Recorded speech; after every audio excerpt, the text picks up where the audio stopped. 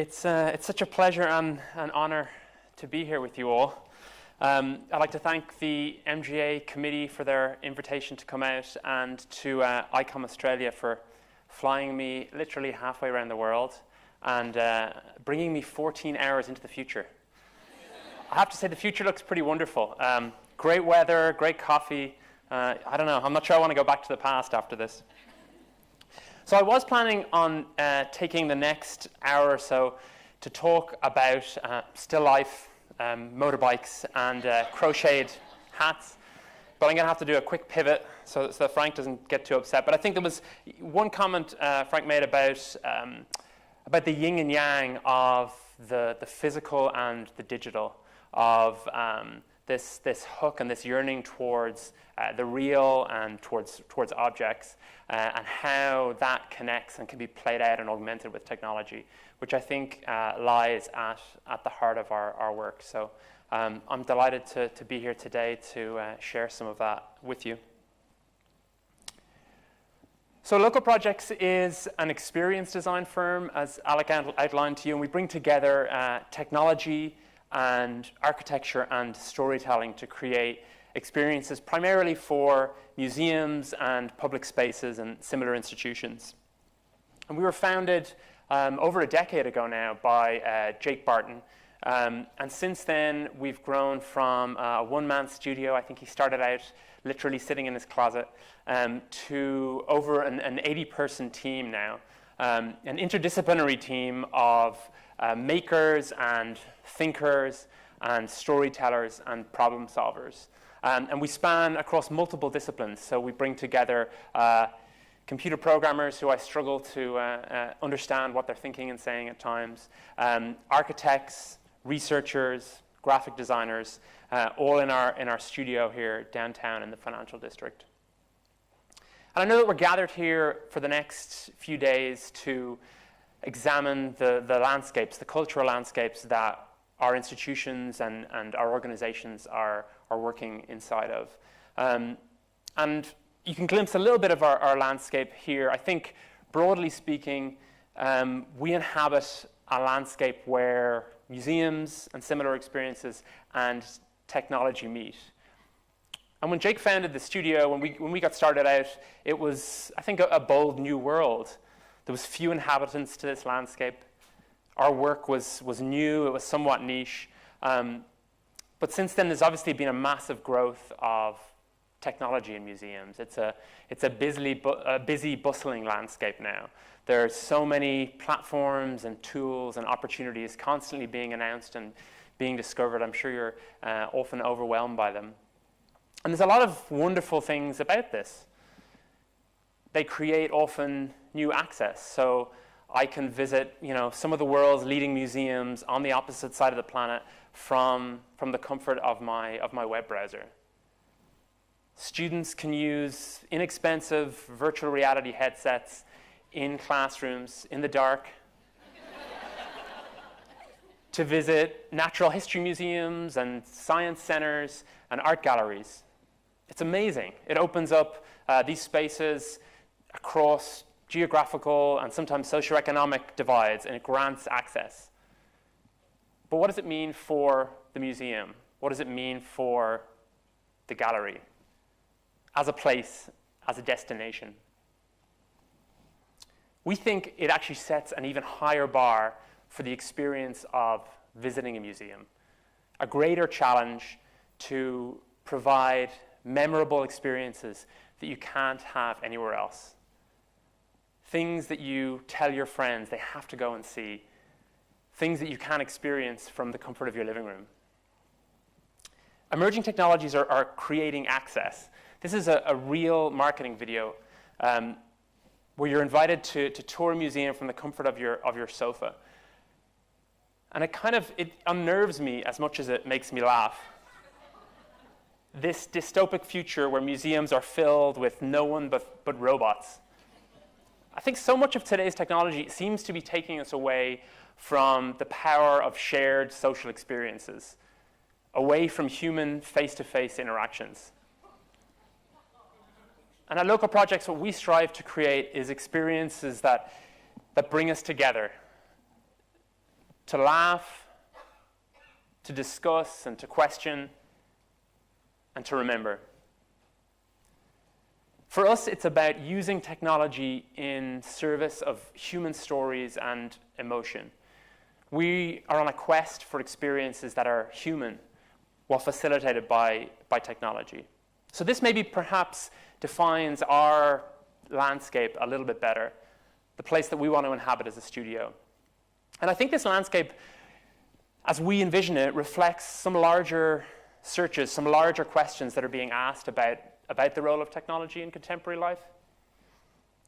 This quote is from a New York Times article, which included an interview with this ethics consultant for large multinational tech companies.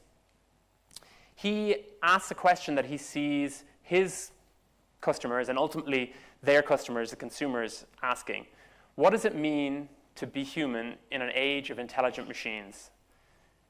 With the ubiquity of technologies, digital technologies today, how can we ensure that we're designing human experiences? Experiences for real people like you and me, and not for machines. It's something that we're continually asking ourselves. How do we make experiences more human? And in doing that, we find ourselves regularly returning to age-old, tested, simple ideas and simply applying them in new ways. Although we're always working with cutting-edge technology, we're constantly asking ourselves, how can we make this meaningful? How can we create moving, powerful, and ultimately human experiences? So today I want to walk you through some of these core principles, these elemental ideas, and see how they've played out in some of our work, in some of our projects, and hope that they inspire you as you consider the role of technology and experience design in your institutions. So I want to start with the most successful design in human history, at least when measured by product life cycle. So this model was a market leader for 1.5 million years. The Acheulean hand axe, it's believed to be the first designed object, and the skills to make it were passed endlessly from generation to generation. I think one of the most ancient and one of the most human things are the objects that we make and we use to survive. This hook to the real, to the physical that Frank mentioned earlier. But why did this hand axe last? Why was it so successful? So it was functional, yes. It was optimized for use. It's believed maybe it was like the first Swiss Army knife. Had multiple purposes. But as a designer, I think when we aim for the functional, I think we set the bar low. Experts believe that it actually went beyond this, beyond being purely functional. It became a social symbol, a form of self-expression.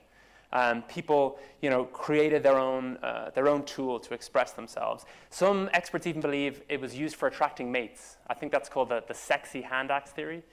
But people got attached to them, and they crafted them.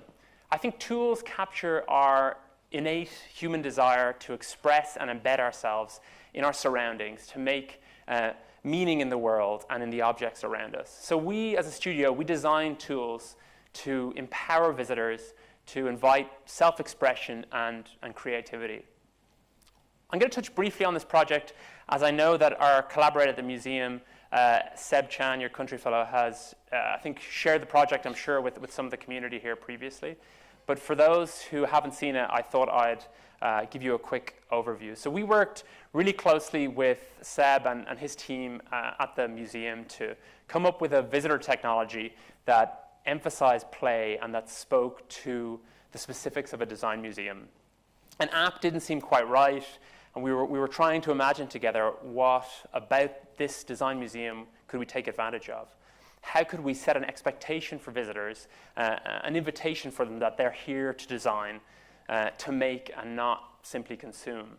What tool could we give them? So working with Seb and his team and our architect partners, we developed this idea of a pen as a way to invite visitors to learn about design by designing themselves. So the entire experience was built around this tool. it's a bookmarking system, it's a stylus that you can use to draw and make. And it takes people's desire to make and to create, and it amplifies it. It puts you in the design process. So visitors arrive at the museum in the New York's Upper East Side, and with their ticket, they're given a pen. As they move throughout the galleries, they can then collect objects that inspire them with an RFID reader that's built into the pen itself, and then touch it to these large interactive tables to explore all that they're collecting. They can also collect inspiration from these central rivers of collection items floating by, or draw a line anywhere on the table to pull up an object from the collection that has that shape or that line in its form. And these tables are also obviously a tool for designing, for making. So they include some really simple making tools. As you're inspired by what you've collected, you can simply draw a line to design your old building or piece of furniture or lamp. And then you can use the pen to save that creation. So visitors are invited to step into the design process. And this came out of what we already saw designers doing in that institution and similar institutions anyway. They were going in with their phone, they were taking photos, stealing ideas, being inspired, and then going away and creating based on that. So we wanted to invite visitors into that, giving them this tool. Elegance, candor, and purity. The American photographer Walker Evans used these words to sum up the timeless appeal of common tools back in the 1950s. And as a designer, maybe I'm drawn to this beauty more than many. In many ways, designers are obsessed with their tools and finding the latest and greatest tool and comparing and contrasting. There's an elegance that's explicit in their form, but I think also implicit in their design. I love the definition of a tool as that which addresses human needs by amplifying human capabilities. Prehistoric man, he needed to eat. He had the capability to aim and exert force, but he needed to amplify those capabilities with a sharpened rock or a spear.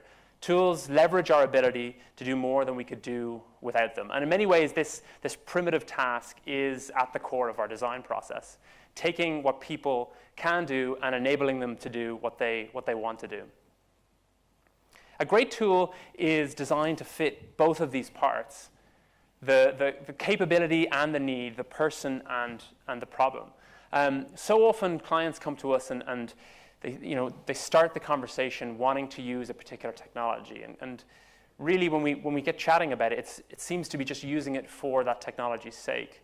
But what we want to do is we want to find ways to make the technology disappear and bring the experience to the fore. The best tools are, they're so natural that it kind of feels like they're just an extension of your body. I'm hammering a nail, and you nearly forget that you're holding a hammer. You're aiming the end of the hammer and just moving it as part of your body. The tool becomes invisible. And for us, this is the constant challenge. Finding or designing the right tool that optimizes for both of these parts, the problem and the person, in a way that causes it to feel natural, to disappear. John Lasseter, who's one of Pixar's founders, he describes this same desire. When they were about to launch Toy Story, what he said he was most scared about was people would say, oh, it's the first computer-animated feature film, that the audience would get focused on the technology itself. But they told an amazing story, and the technology disappeared. I love actually how they developed the idea for this. Reading a little bit about it, they formed the story out of the limitations of the technology. So at that time, everything that was being rendered by computers kind of turned out plasticky. It had this sort of like reflective surface to it, and it just looked like synthetic and like plastic. So they said, well, what could we do with this? Let's make a movie about toys. It's perfect. And obviously, it was a huge hit and went on to influencing CG as being a viable filmmaking medium. You watch that movie today, and the story still works. It's still powerful. People ignore that it's, maybe looks like it's dating a little bit because they get so caught up in the story. And that's a powerful thing. Story is a very powerful thing. We're often asked by institutions when they approach us and they see our work, one of the questions that comes up early on is, okay, we're making this massive investment. How quickly will this technology date? And it's true, technology ages. It ages fast, really fast. But great storytelling lasts. It's timeless. And so when we start out projects with clients, we focus on the story that they want to tell. We tell a great story, and the technology kind of goes to the background. The story comes to the fore. And even as the technology ages, the story doesn't.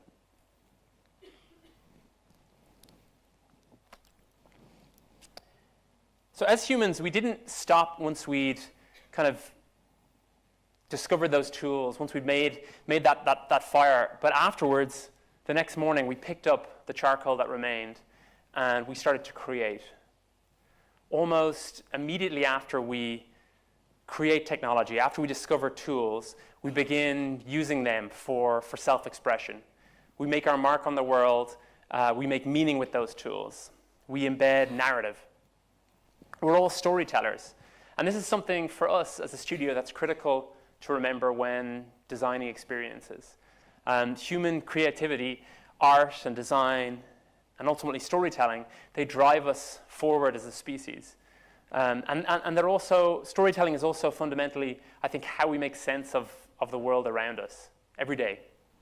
So this is something that we try to harness in our work in a number of ways. One of our best-known projects that Alec mentioned earlier is the 9/11 Memorial Museum, just a couple of blocks from our office in downtown Manhattan.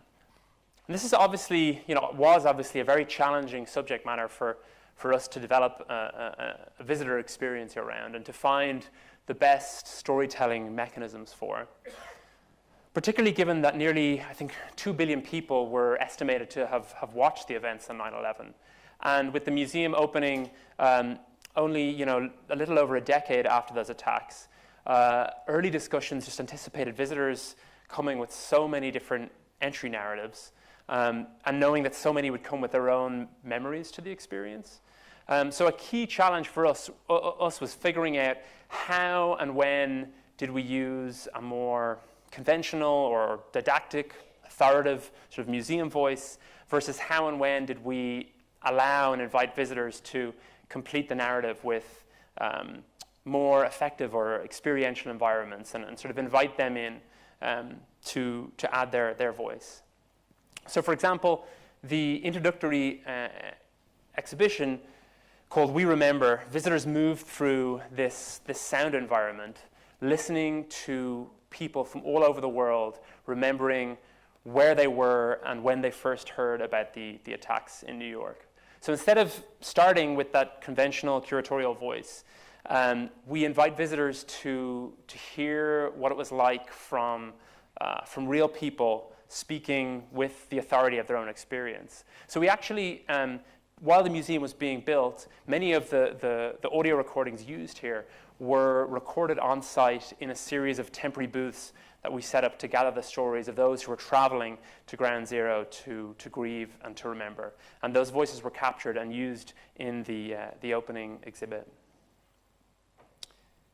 So this idea of inviting visitors to share their memories and perspectives made its way into the final experience. This piece called Reflecting on 9/11 features interviews with well-known figures, but then invites visitors themselves into a series of recording booths alongside the auditorium to add their own voice, to answer the same questions as Hillary Clinton and Colin Powell and Robert De Niro, to reflect on their own memories, to share their own loss, their own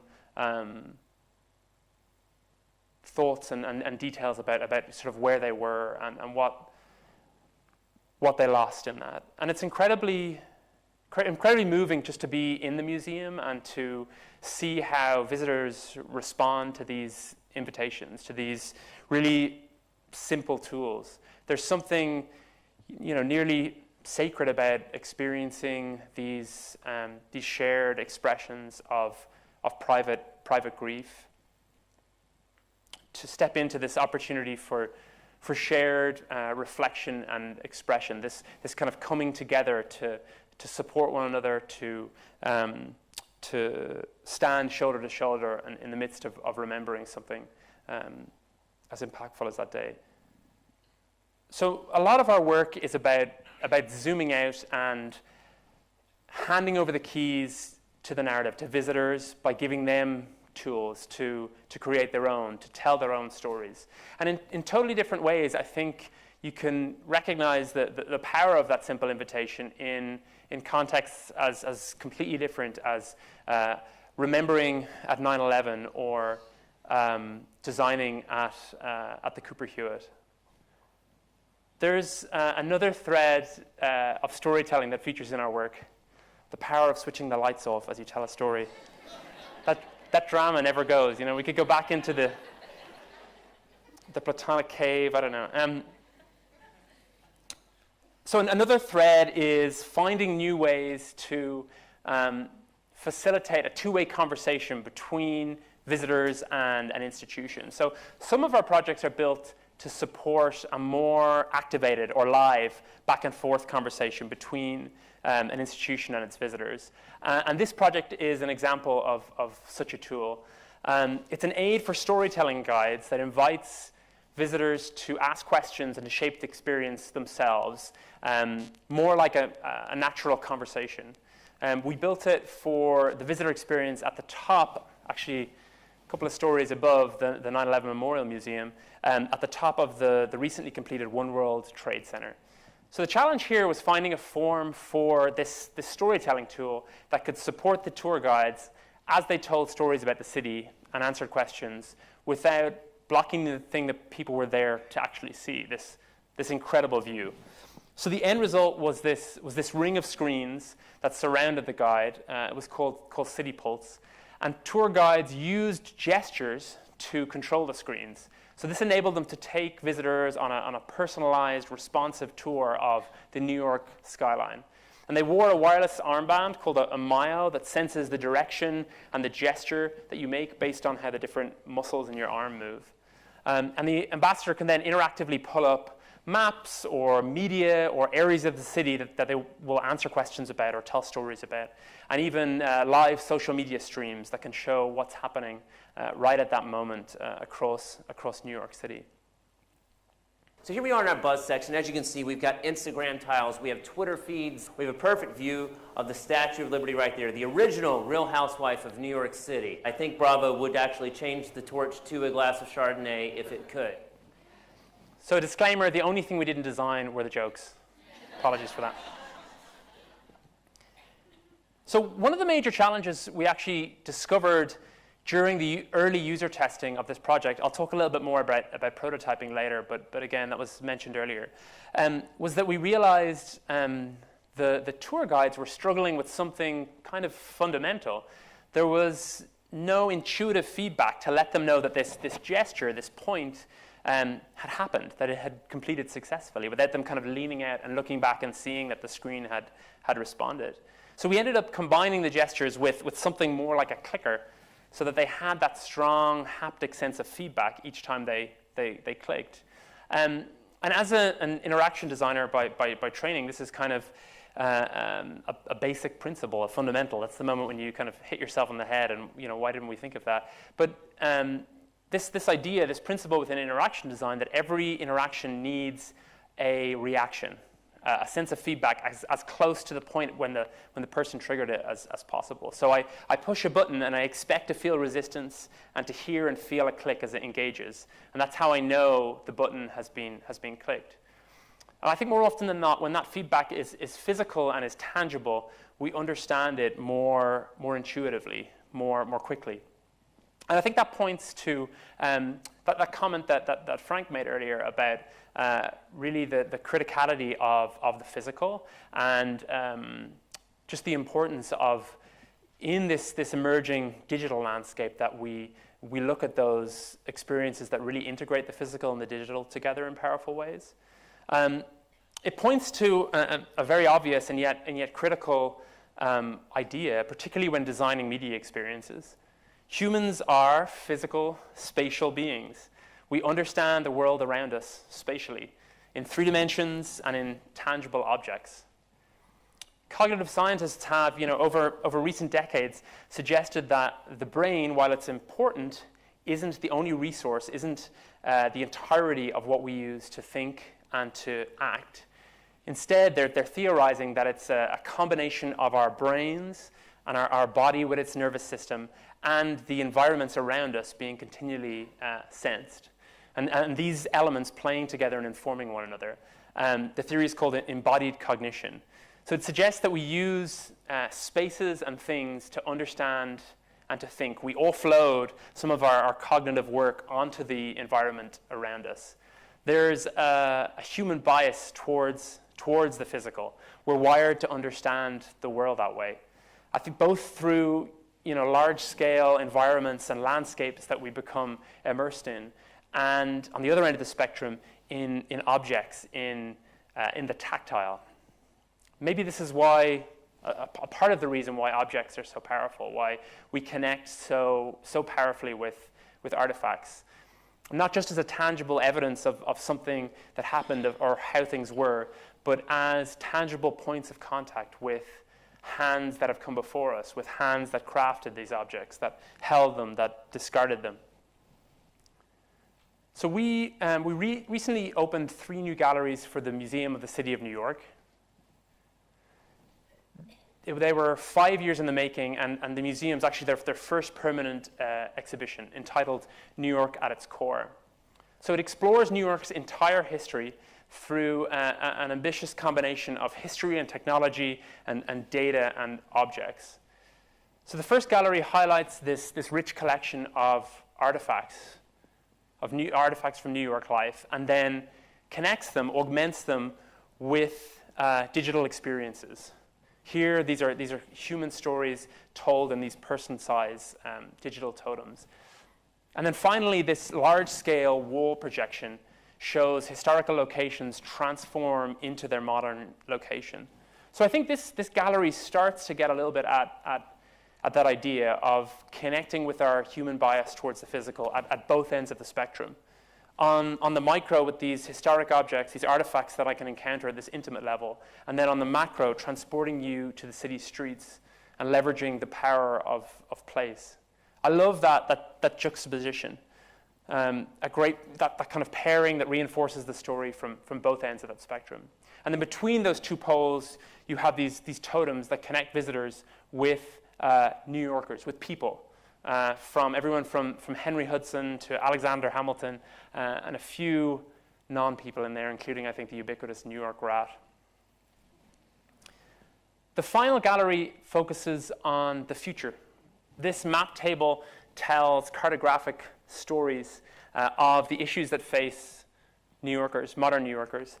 And then visitors are invited to put their new knowledge to work in this massive city simulation as urban planners designing their own buildings and city streets and parks of the future. So as they design their own street or park or settings, they can add vegetation, transportation, mixed use, housing and spaces, alternative energy, and see the feedback, the impact of their decisions makes on the environment, on affordability, and on a range of other factors. And then once they've finished it, they can send their design to this large central screen and step into their own creations using this Connect motion sensing technology. So they can kind of play act alongside the virtual neighbors of the city that they've created. I think there's something really powerful about this stepping into reactive, full-scale environments like this. I think maybe it's what we're trying to get at in virtual reality, what that kind of experience is pointing us towards, but grounded in a way that it can be experienced together. That it's not individually behind this helmet, but it's something that we can experience alongside another person.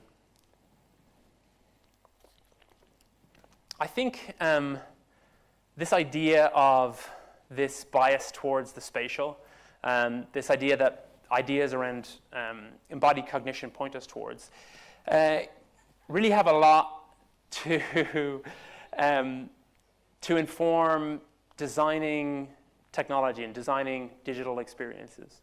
How can we break out of our screens? How can we break out of the tiny rectangles that digital experiences are primarily trapped in? And that's something for us as a studio, I think even in recent years, as we've moved forward, as we've developed, we've strived after integrating media with architecture, creating more spatial experiences, more tactile experiences. One simple example of this is one of my favorite elements from the Cooper Hewitt. And it came from this crazy idea. What if visitors got so excited about the design process that they just took out their pens and started scrolling and designing on the walls itself? So this is the immersive wallpaper room that allows you to design your own wallpaper surrounded by your creation as it evolves, as well as browse the museum's extensive collection of wallpapers and wall coverings in a form close how it was intended to be seen, on a wall. And it's one of the most popular exhibits in the museum, proven both by its ability to appeal to all ages, as well as the number of selfies that are taken there. The museum now features the best immersion room selfies every week with the hashtag Wallpaper Wednesdays. It's not something we designed explicitly, but it's kind of spontaneously emerged as visitors started to use this space. So we're halfway through, and I hadn't mentioned museum selfies, but we're there. I apologize. Humans, we love to see ourselves. We love, whether it's just simply framing and documenting ourselves on one level, or beyond that, imagining ourselves, contextualizing ourselves in the midst of a scenario to really understand it, to get to grips with it. Stephen Johnson, in his book, How We Got to Now, he describes at the exact moment that the glass lens was allowing us to extend our vision to the stars and to microscopic cells, things we hadn't seen in that way before. Glass mirrors were allowing us to see ourselves for the first time in that way. The invention of glass changed how we see ourselves, from mirrors to the lens. There's so much talk, obviously, about selfies and about what they say about our culture and our priorities. But in some ways, I guess it's not necessarily a new phenomenon. Those who've had access to methods of self-representation have always kind of been drawn to make use of them. So in a project that we undertook, again, a project that Alec mentioned earlier, for the Cleveland Museum of Art, we began asking how we might kind of connect these two ideas. So they were undergoing a major gallery expansion. They're one of the top 5 art museums in America. But they're not in a quite as big a city as somewhere like New York, and they wanted to understand how they could kind of draw in a new audience to their galleries. So when we got involved in the project, there was an existing scheme suggested to put multiple iPads by every artwork, and we actually recommended that they delete 80% of the screens. We like to use technology in ways that kind of diminish its presence often, and that augment what's already there. So we put in a series of these large screens called, we call them lenses, in the center of the gallery, away from the artworks, and visitors could choose to use them or not. So they were simple tools that were designed to amplify the experience of being in a gallery, not necessarily transport you or take you somewhere else. You can see, finding out about information about an object, kind of seeing its context, filling in the white space around the artworks and the artifacts. But some of my favorites, and I think the most successful, build on that idea of searching for self-expression. So this one uses facial recognition to browse the museum's collection. You make a face, and it finds an artwork or an artifact that shares that same face. So I think it invites visitors to connect with these works in a new way, to consider emotion and what the artist's intent was in that expression, allowing us to kind of embody others and to get into, I think, what's in some ways at the heart of portraiture. And this interactive came from a discussion with curators that when visitors were looking at figurative sculpture, they were looking at the expression but didn't really see how key the pose was. So we created this tool to enable visitors to connect with sculptures in a new way, inviting them to mirror the sculpture. So you choose a sculpture and then you try and match it, and you get a score in terms of how well you're doing. And it's amazing just to watch, again, something that kind of emerges from a design. Families, visitors, people who didn't even know each other would immediately start jumping in and sort of kind of competing around this matching and this percentage figure that they were getting. Then the centerpiece of the experience was this huge collections wall that allowed you to see all of the 3,000 artworks on display. And it was a tool for both connecting with the size of the collection, but also to see curatorial moments that aren't made available in the galleries. So you can move through these subsets, these themes and formal groupings. And it allowed for both museum-curated, but also personally curated collections. So you could, any artwork that interested you, you just tapped to save it, and it was saved down to your iPad at the bottom of the screen. And then you would pick up that iPad, and a custom tour would be generated for you, taking you to see those works around the museum itself.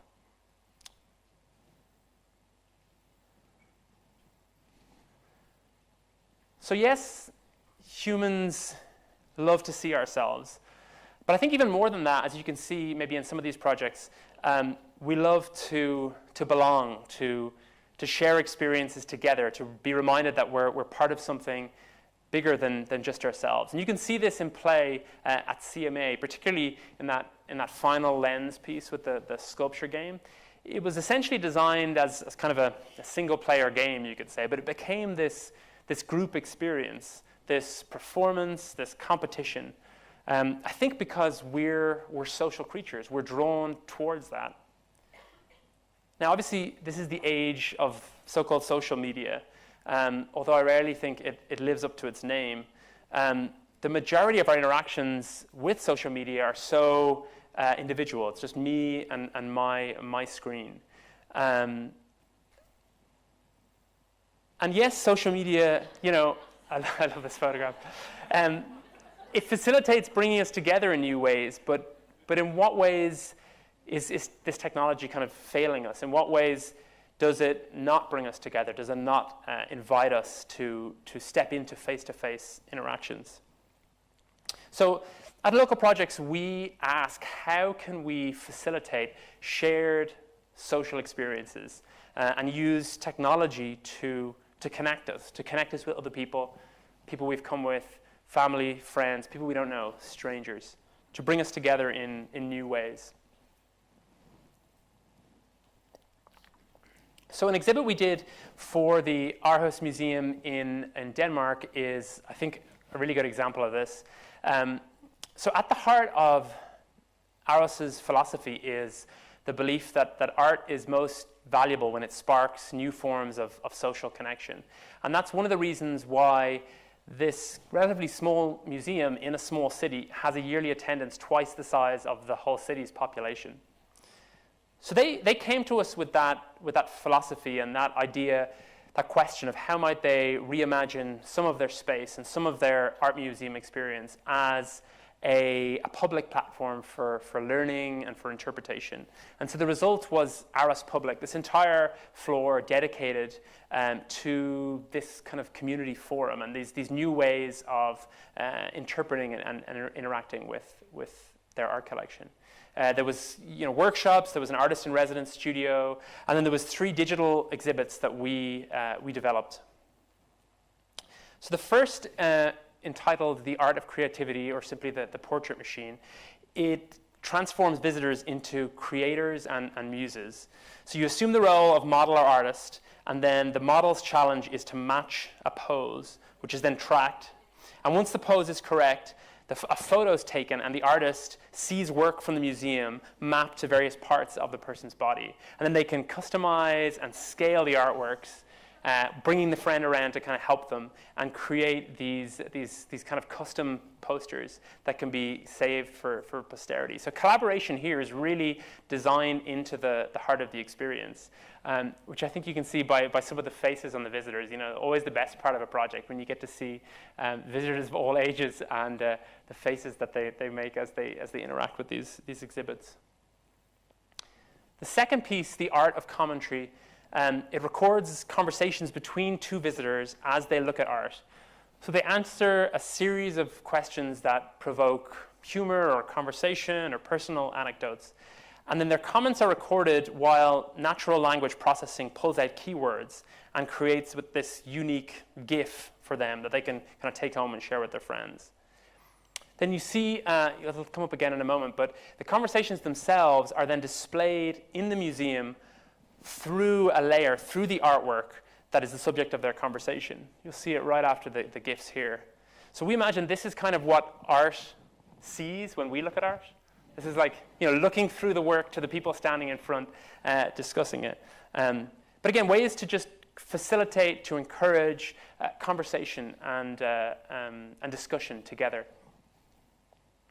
This final piece, the art of looking, gives visitors the opportunity to challenge their attention spans by focusing deeply on a single work of art to unearth the secret insights behind how we look at art. So it actually uses eye tracking technology that's been developed for, I think, the last 10 or 20 years, and it traces the movement of visitors' eyes as they examine each artwork, and then shows them hidden details of their gaze. Which details did they pay special attention to? Did their eyes quickly scan, or did they linger on particular details? And how the way that they looked contrasts with the way other visitors and visitors at large look.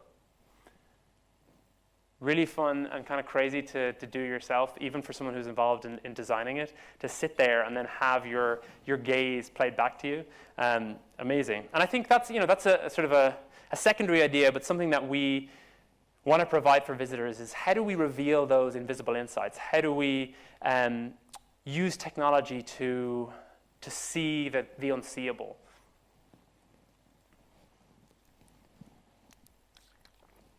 So you can see throughout these projects that many of the experiences are designed to draw us into, and actually I think in the design process they often emerge out of an environment of play and play-like activity.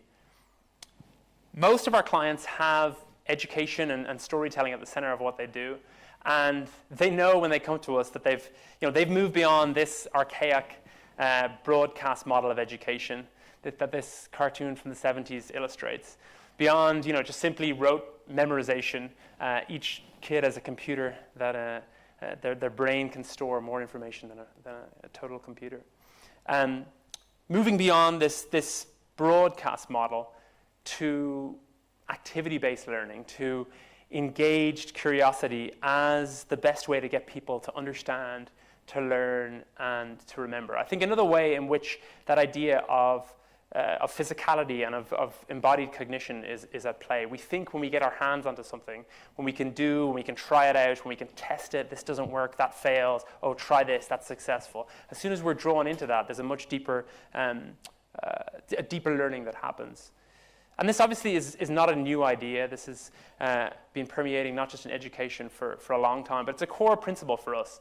This is probably Jake's favorite quote, so much so that I once mistakenly attributed it to him instead of Confucius. So I wanted to make sure I didn't make that mistake today. I hear and I forget, I see and I remember, but I do and I understand. We make experiences that invite play and participation because as humans, that's how we really understand, that's how we really grasp things. And by inviting visitors to play and to act and to do, we facilitate, I think, a deeper level of understanding and discovery. I love Calder's Circus. I saw it in person a couple of months ago at the Whitney in New York, and particularly the videos of him performing it, these stories of him showing up at parties with this suitcase and this traveling circus that he would take out. And you can kind of glimpse in those videos this play and this childlike wonder, this freedom and this drive that fuels him as an artist. The writer Diane Ackerman writes, "We may think of play as an optional casual activity, but play is fundamental to evolution. Every element of the human saga requires play. We evolve through play. Our culture thrives on play." This is my daughter when she was 9 months old, and in this I can see that evolutionary activity at play. Yay. Playing, exploring, testing boundaries, trying new things. New fathers are terrible, by the way. Any opportunity to show photos and videos and they'll do it, so I apologize. But we learn most when we're active, when we're doing, when we kind of are enjoying it so much that we get lost in the act, when we play. So the final project that I want to talk you through today is a series of apps that we built and designed for the New York Hall of Science, an amazing science and education museum in Queens, New York. So they approached us with the core idea of creating digital noticing tools, they call them, for learning STEM subject areas, so science, technology, engineering, and math. And they didn't want to create overly didactic experiences or games, but they wanted tools that could empower children to explore math and science in the world around them. The programs they run at the museum, they do this, in a really physical way in these incredible spaces. This is a space they have called the Design Lab. But they came to us to create virtual tools that could support the same kind of learning in classrooms. And I think part of what they wanted to teach kids was how they could use making as a means of problem solving.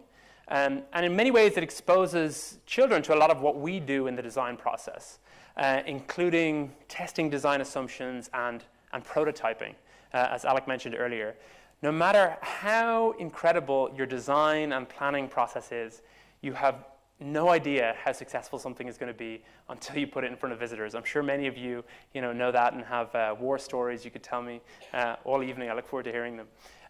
What comes across wonderfully in a presentation, beautifully framed, or a boardroom pitch, doesn't always work on the floor with visitors, or has technical limitations.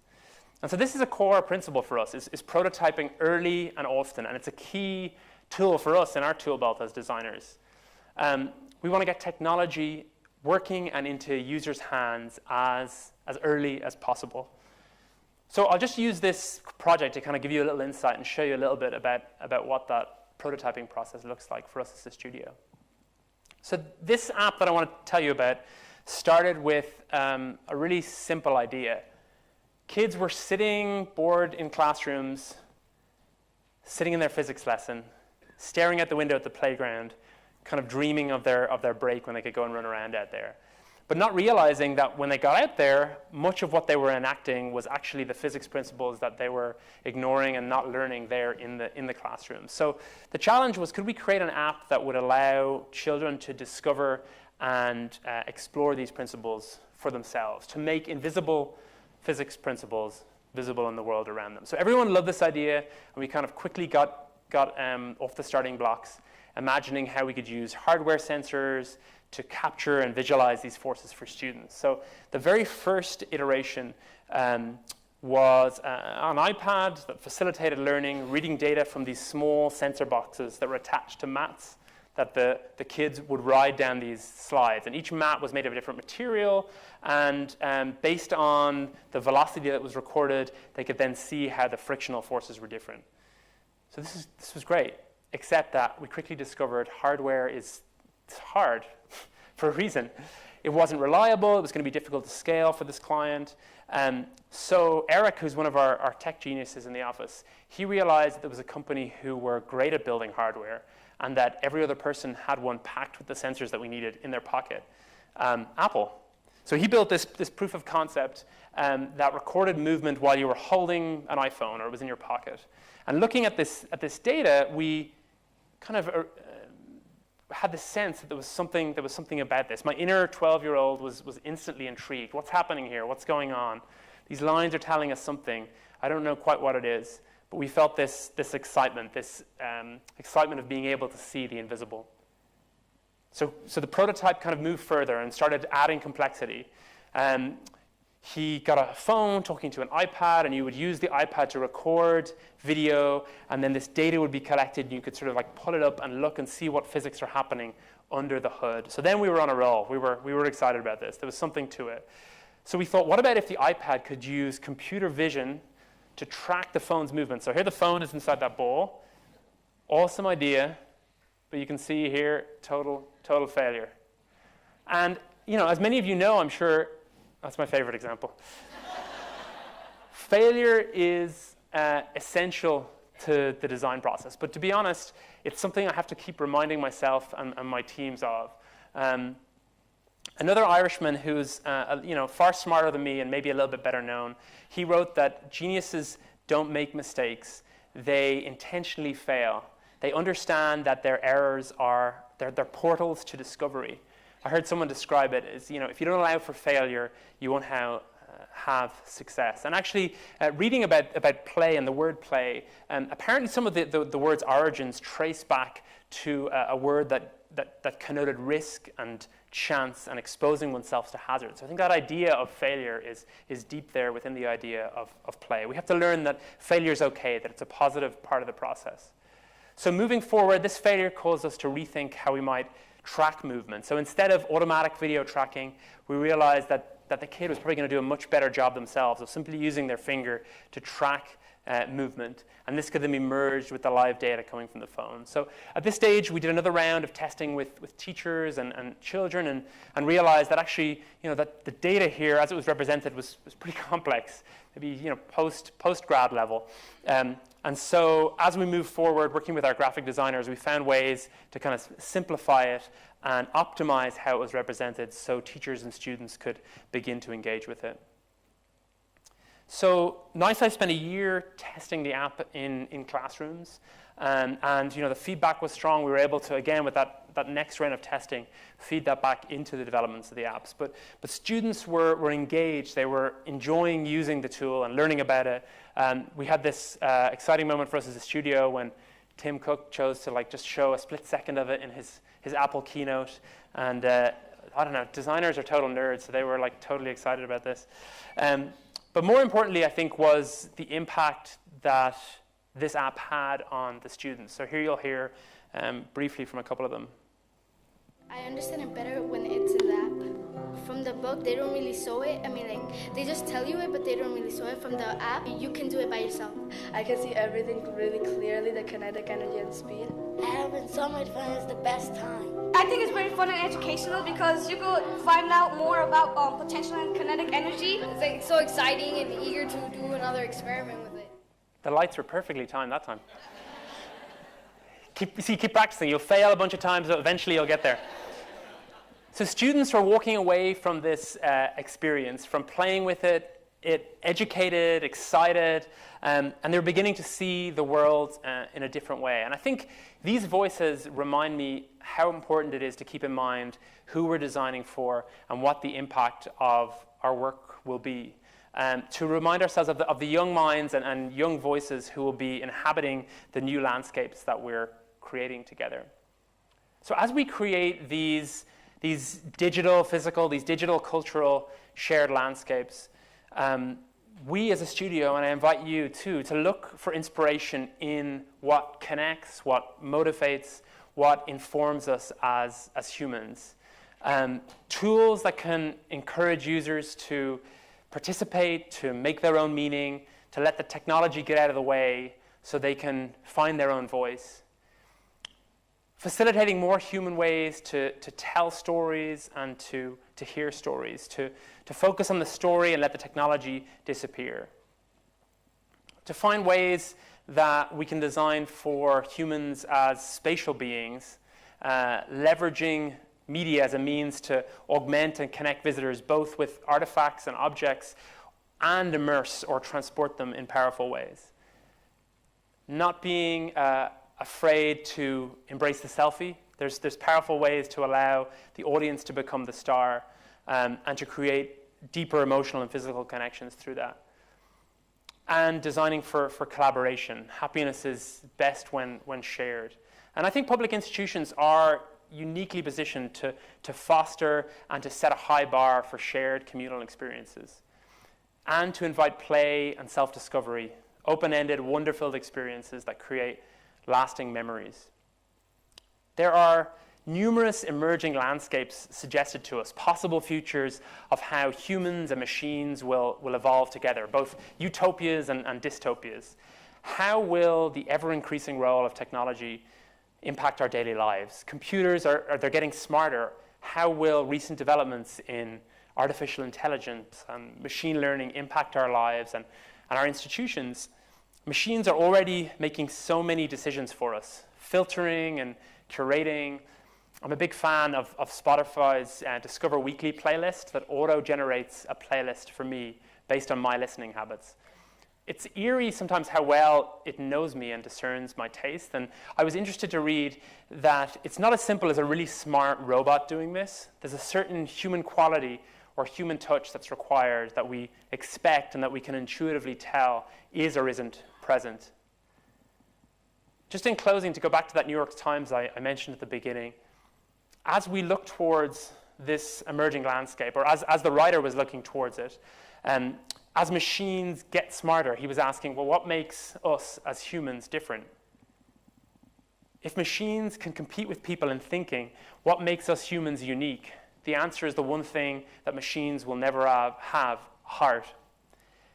He goes on to suggest that maybe our highest self-conceptions need to be redefined or broadened from I think, therefore I am, to I care, therefore I am, I hope, therefore I am, I imagine, therefore I am. This is what makes us human. This is what unites us. This is what we strive to embed in all our experiences, no matter how high-tech or low-tech they are. Heart, humanity, shared encounters. A couple of years ago, we installed this reactive sculpture in Times Square for Valentine's Day. It simply beat in sync with a person's heartbeat as they placed their hands on the podium beside it. And its sole purpose was to bring people together, to celebrate love, to give a moment of encounter and connection with others. And I hope that our work can continue to do this, to play this simple role. And I hope your work can too, reminding us all what it's like to be truly human. Thank you so much. Thank you.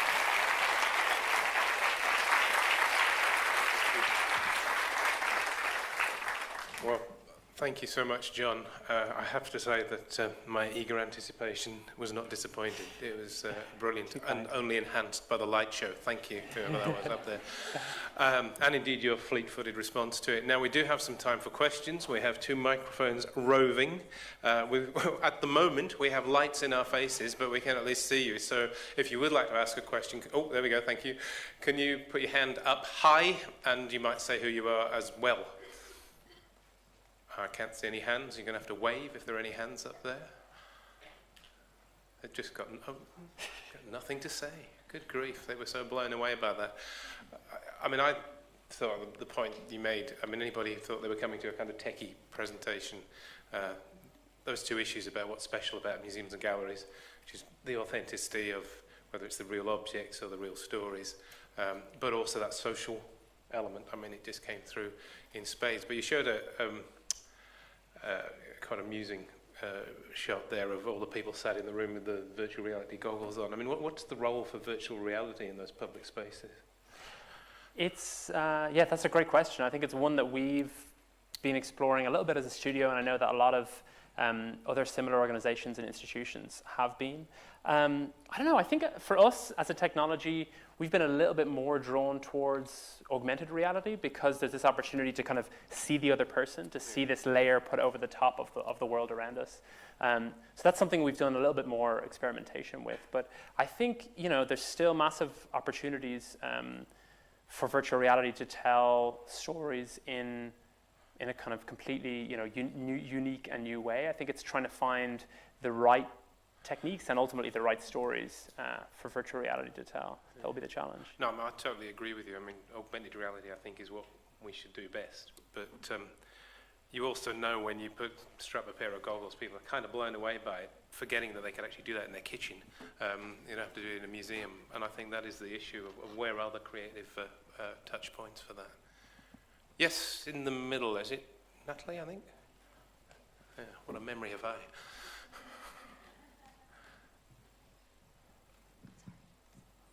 Thanks, Gina. Thank you. Natalia from Glam Education. Just a question regarding, as a project organisation that goes in to do project-based work, how do you deal with some of the cultural changes that need to occur within cultural institutions in finding that balance between the digital and the real, and in terms of the people that are working in those spaces sort of having to adapt to a new paradigm, I suppose?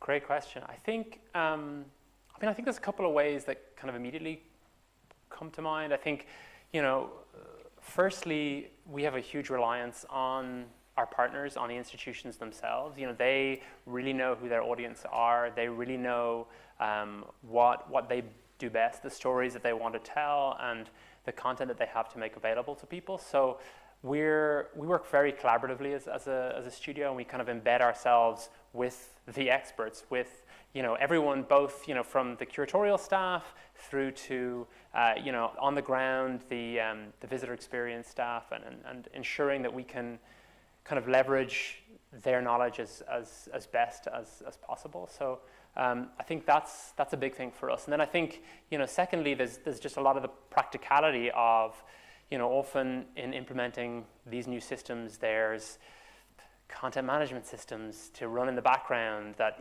staff need to be trained to kind of use and update. And I'm sure all of you have been sitting in new systems that have been installed, and here we go again. It was only a month ago when we were kind of learning the last system. So I think that's that side of things in terms of kind of running the program on the ground is something that we're constantly kind of looking at ways to improve.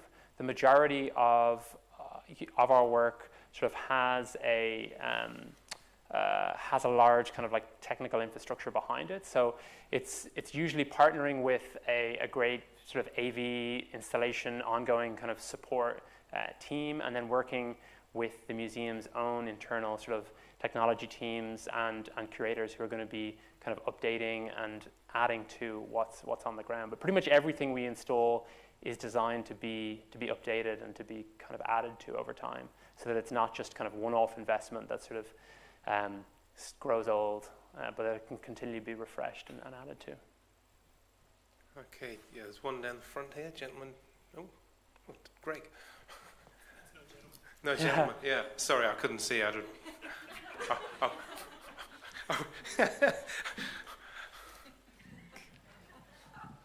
So, nothing worse than in-jokes across the...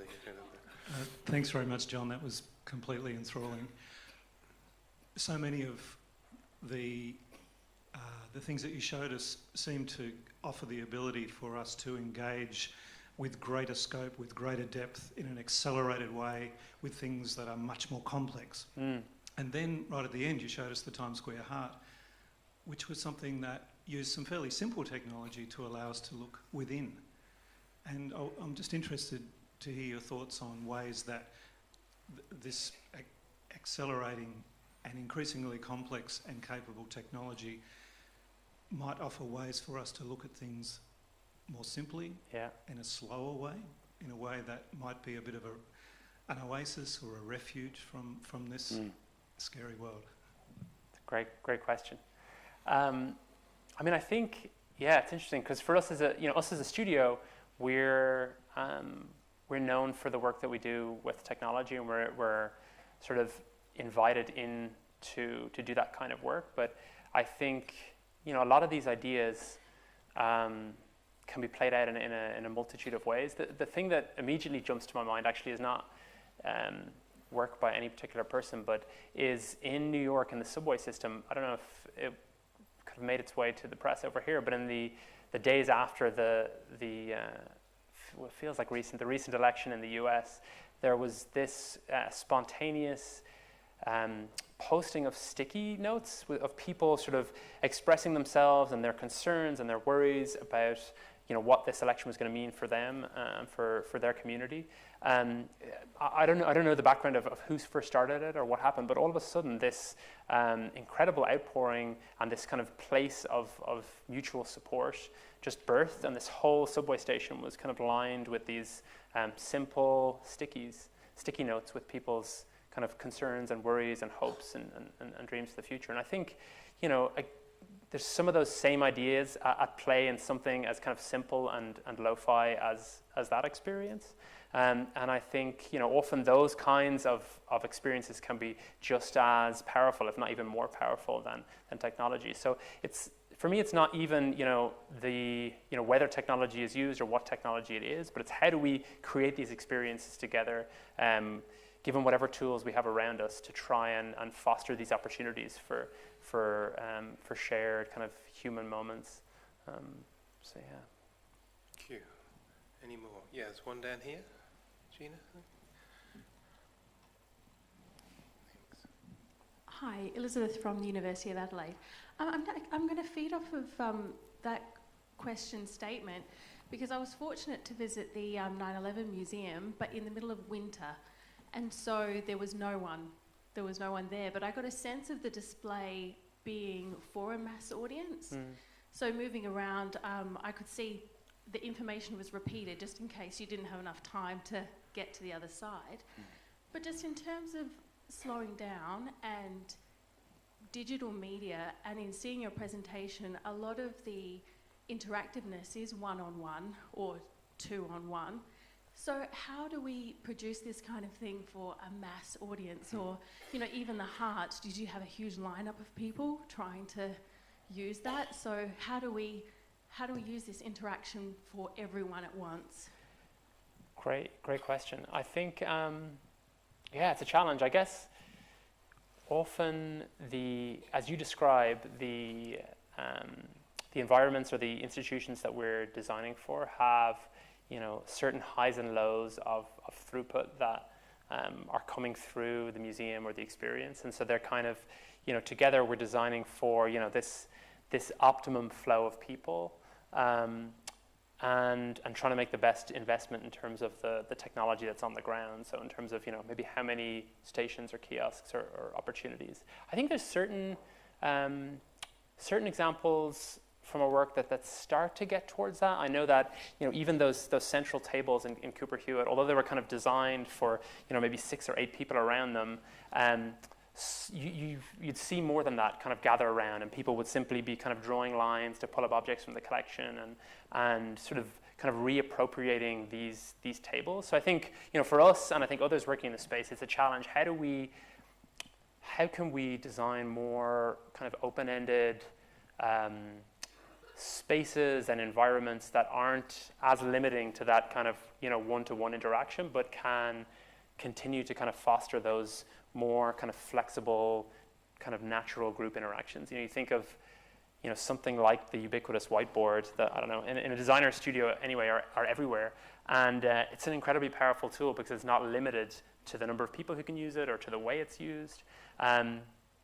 So I think it's a balance between trying to create open-ended tools that multiple people can kind of use together, but then also, you have one visitor for one very limited period of time, and so you want to try and make the experience as understandable and comprehensible as possible. So I think that's often why you're kind of drawn back to that sort of, okay, here's where I start, here's where I do my thing, and use that as the jumping off point to connect with the people. So something that we want to continue to kind of see happen in a deeper way in our work, and continue to see kind of how digital can support those kind of truly collective experiences together. A great challenge, great question, thank you. Okay, we've got about another 5 minutes. Was there one up there? Oh yes, there is, right at the back, and then there's there and then here. I reckon we get 3. Thank you. Great, really enjoyed it. I'm Mary Finlay from Stanthorpe Regional Art Gallery. Can you hear that? Yep. Yeah, great.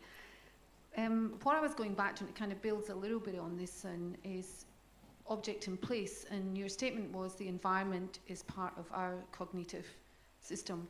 Whilst if we turn it on our head and say our cognitive system is part of the environment, so that in turn continually makes us think as being part of something much bigger than us. And I think that might help with other things. So what is your comment on that? So the idea that that we are part of kind of something bigger than ourselves, and we step into a shared space. Is that kind of what you're asking about? More so the planet, part of the environment, not in a spiritual way, well, depending on how you look at that, but more the environment. So instead of us always taking it in the environment into our head, that we continually think that we're part of the environment, so our cognitive system is part of the planet. So in that sense, how could you think that you could work with that? Wow, I think, I think there's, I think even as we see ourselves as being more networked than ever, and there is opportunities for technologies to kind of connect us with, connect us globally, connect us with people who aren't like us, people who don't live in the same place as us, and also potentially, I think, to connect us with the environment and environmental issues. I feel like it's maybe you've kind of half a manifesto written in there somewhere. There's like a lot of ideas to unpack, but I think there's massive opportunities for trying to create opportunities for people to draw those sort of connections and in museums and in the sort of experiences that we design. But that sounds like one we might have to unpack over a beer later on. Leon, you've got somebody over there, I think? Yep. John, Scott from Royal Prince Alfred Hospital. So I'm embedded in the health system and have budget at the low end of nothing. So the question I'm sort of thinking a lot of people are asking is, you're engaging with a lot of high-end institutions here, amazing ones, but are you engaging with anything on the low end? We, we have, the majority of our clients are, there's a lot of kind of well-known large-scale institutions. We have kind of a couple of projects usually that run with smaller foundations that are kind of having kind of specific objectives or research that they want to explore that the studio and kind of and Jake and the leadership team that I'm part of sort of see as something we'd love to like invest our studio's time in and kind of be involved in. So there's been some projects we've been involved. The one that jumps to the forefront of my mind is a project we did for a foundation around civic spaces and the future of libraries and other such civic spaces. So that was kind of something that we were involved in that wasn't necessarily in the same space as a lot of these institutions. But from time to time we have projects that are more in that space. But for the most part, keeping 80 people in jobs in New York tends to need something in the bank. So you need kind of a balance of those kinds of projects in terms of scale and client. Thanks. James, probably the last question, I think. Yes, I think in fact you've answered that question to an extent, but many of the people here are from regional museums and institutions, small ones, and one of my responsibilities is for regions, and exactly that issue about how for small regional museums or communities, can you tell those stories? One of the things we find is those stories are incredibly interesting, mainly hidden from not only their own population, but from the potential of tourists. But we have found that where we have been able to employ sophisticated multimedia, there's a tremendous response and a very positive one in drawing tourism as well. So it is an issue for us, and I would hate to see that divide increase. Yeah, absolutely. And I think, back again to the gentleman's comments here, I think they're, these ideas that I kind of presented can be applied in very high-tech, high technology, high investment ways, but I think a lot of them can also be applied in very sort of low-tech ways. And I imagine or at least some of the kind of smaller institutions that I have come across, a lot of their work to really connect with communities and to invite communities in to have a voice and to share stories and to contribute to the narrative of institutions have been incredibly powerful and incredibly kind of lo-fi. They haven't necessarily required that large kind of technical investment. And I think, I hope that these ideas might also inspire some of that kind of thinking and that kind of work in your institutions on the ground. But I don't know. I mean, I'd love to hear more of examples and ideas of what's been working for you in your regional context.